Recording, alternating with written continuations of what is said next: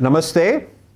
I want to ask Professor Vaidyanathan a daring question. What is your assessment of Modi? You see, there are three ways of assessing a performance of a company or a country or a government. One is based on the past. Second is based on expectations or plan or budget or whatever. Third is based on other companies or other countries. If you use past as a yardstick, definitely his performance has been very, very good. For the last 4 years? 4 years, definitely. One simple mechanism, in the past, every day we used to hear about corruption and scams for a long period of time actually. Now last 4 years at least, there is nothing on that front from the central cabinet. This is something which is, I think, a very, very important thing for India. It will take a long time to percolate. At least wholesale is reduced. It will take a long time for the good conduct to percolate down, or it will take a long time for them to get corrupted. We don't know. No. We don't know. Good conduct to percolate down. That's what we hope. Yeah. Second is compared to other countries or other government, we have done very well actually. India is one of the few countries which is growing at something like near 7% in the world today. You take Europe, you take this, or you take any country, it's in doldrums. We and China are the two countries and which are fantastically having a positive growth. And the axis of economic power has shifted to Asia. And that Trump has understood. And that's why I think he's not interested about G7 or I am sure he will come out of G7, I am sure he will come out of UN, all those things. So that way India is doing well. Compared to any other, you cannot fault that or something. Third is compared to expectations. And that is where I think the issue comes. People's expectation or people's planning.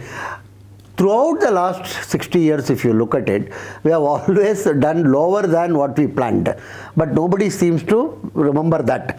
Every plan we used to say we will grow by 8%, we grew at 3%, 5%, 4%.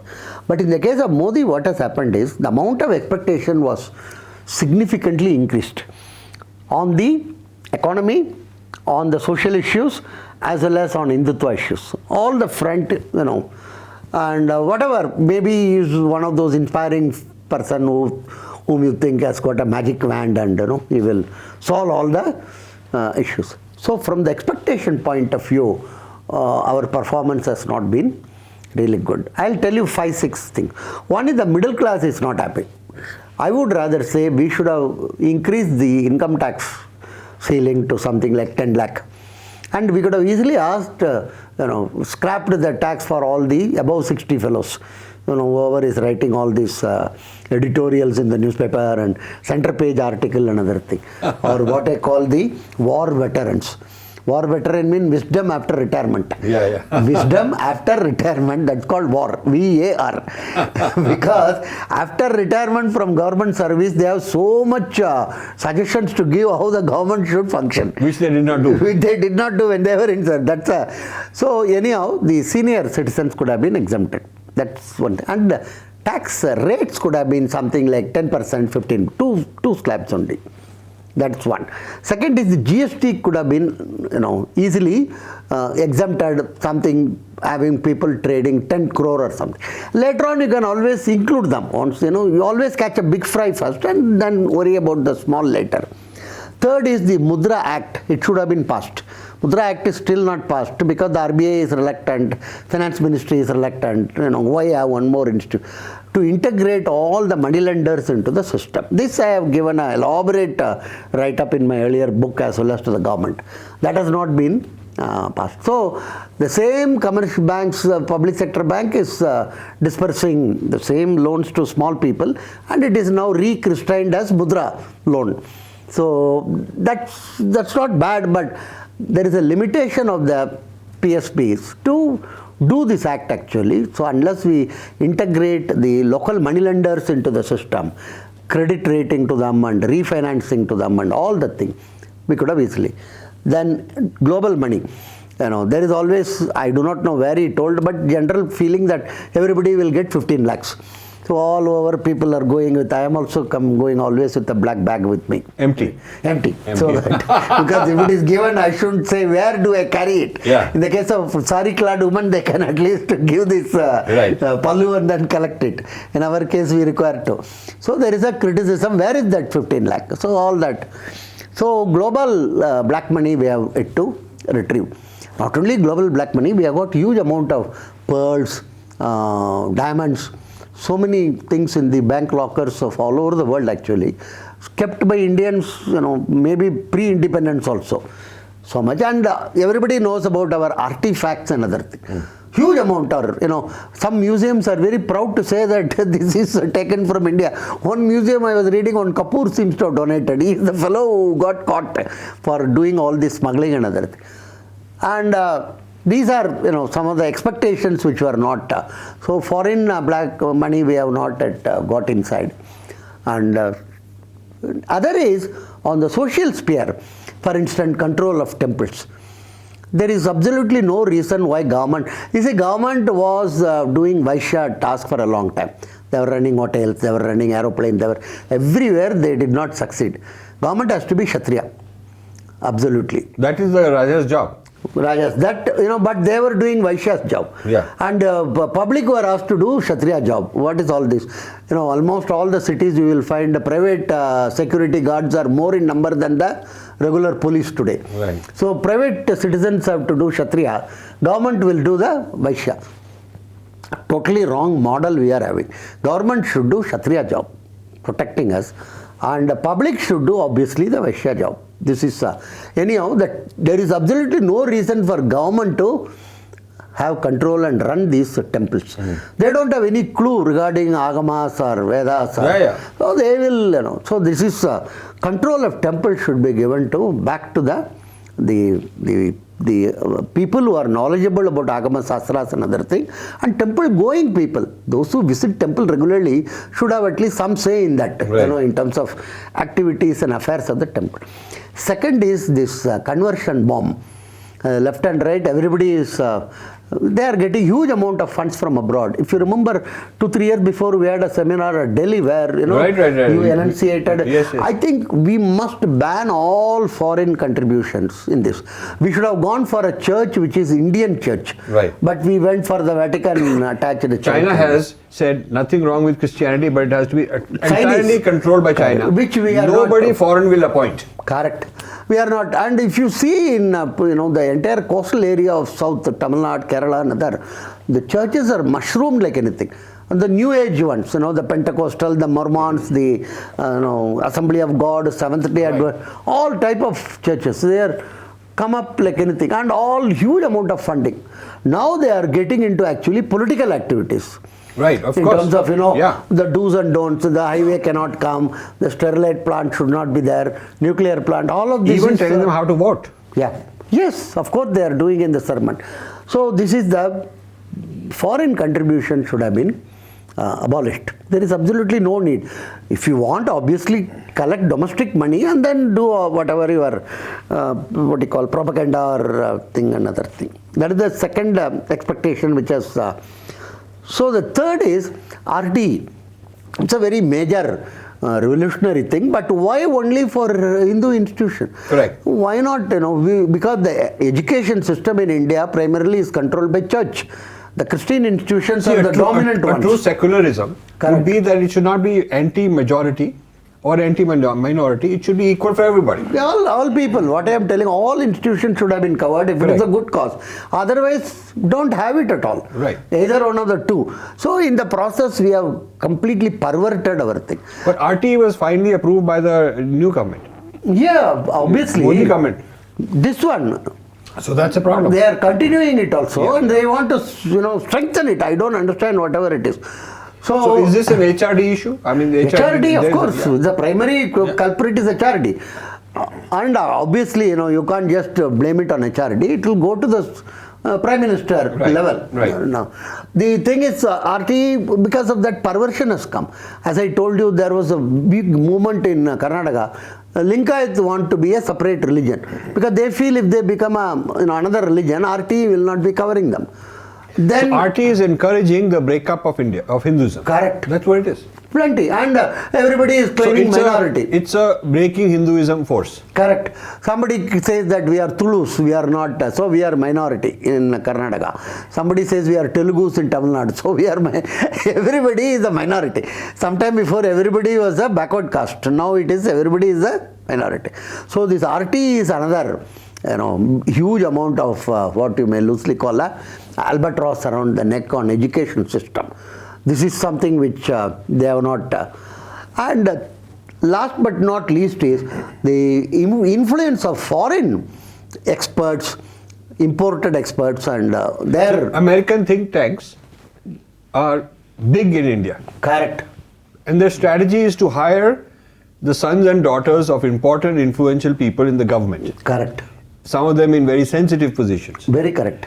And then these Indians, whose parents are protecting them because they have great positions, are wooed and wined and dined and taken to the US and given very high-flown positions.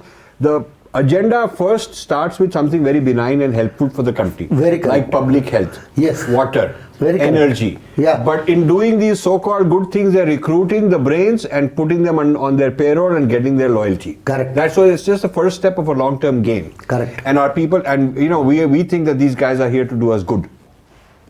Very correct. Why don't we have our own think tanks? Yeah. We have not, that again the government has not initiated anything.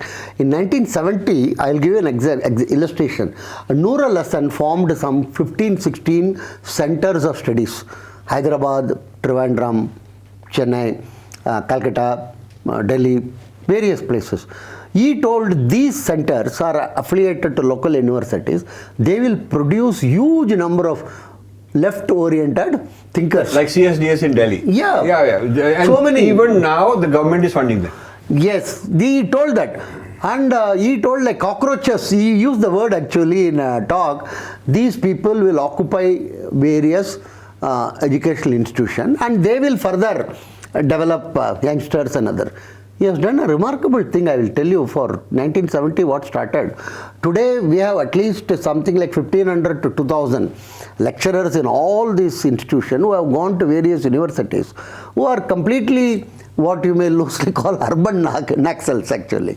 And they recruit students who are, to study under them, to do courses in, Hindu terrorism and, all that topics and other things. What I want to say is, this government has not created even one institution. No, not only that, they have not dismantled the other ones. Very correct. They are funding it more and more. And I know that for instance, the Indian Council of Social Science Research, Right.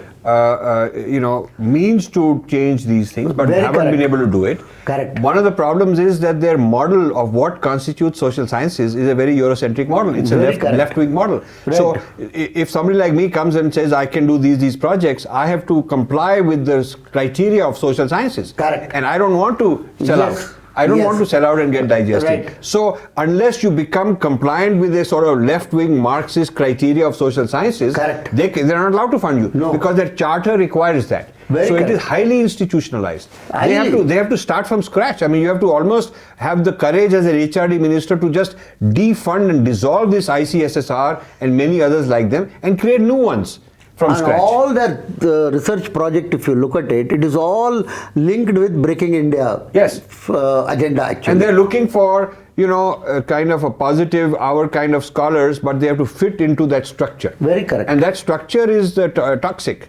So this is a very serious problem we have. That also we have not. So I would say the HRD is not very. HRD, Culture Ministry, they all haven't that done anything. They have not done much. So these are areas of failure in terms of expectation of people who have been totally with them. More than that, we assume that when I say reduce income tax or GST, people say where will the fund come? I told, why are you assuming government expenditure is fixed? According to me, 13 to 14 central government ministries can be closed. Nothing will happen. India will flourish.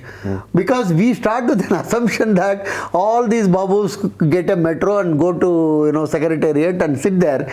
We are no, they are not running the government. In spite of that, we are growing.